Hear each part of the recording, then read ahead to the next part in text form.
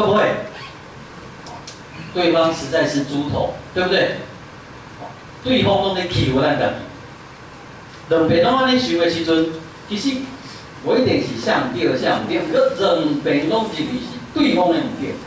这个时阵，这个视频是更较好的提醒，因为咱认为是对方的唔对的时阵，咱坚持行好，安全天后上帝，去把咱的公平显明出来。啊，是咱认为对方唔对，所以咱要互对方安那好看，找到机会爱干那修理一下，因为对方安那唔对嘛，唔对来修理哦，对无？要不要啊？要啊，唔对来修理哦，紧。看这经文的提醒是叫你修理，是叫你坚持行好，然后听候上帝要赏赐你的公义甲公平。我说了，两边都认为对方是猪头，有可能其实咱家己才是猪头。咱家己才是猪头，咱要个人修理，这就完全陷入这个经文所在讲的。所以不止，迄个总控不一定是咱好把人害呢，其实我们也可能是有亏欠的。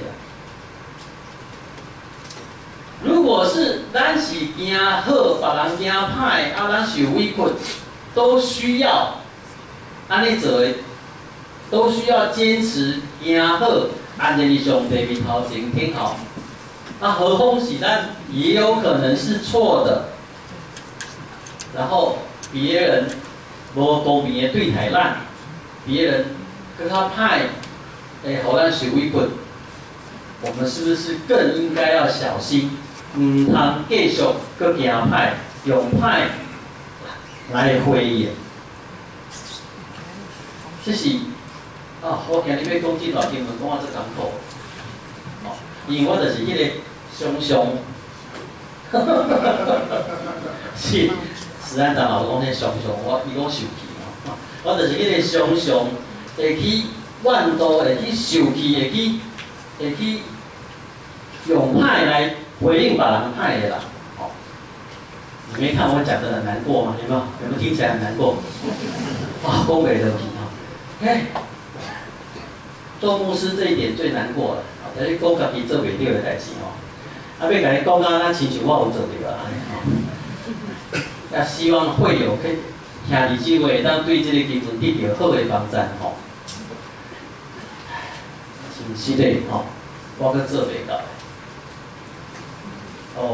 我要得欠要失的人真侪，你就，这个时候要对号入座啊！你知无？这个时阵要对号入座，那互我无公平对待人，这个时阵我咧讲的失的就是对你啦，好，毋茫这段经文，毋茫上帝的话，虽然是诗篇，虽然是诗人用诗。所表达的意思，虽然唔是迄个这清楚的命令，就爱安尼做，毋过，毋茫即个今日经文的提醒，咱正啦，讲咱得到帮助，咱同心来祈祷。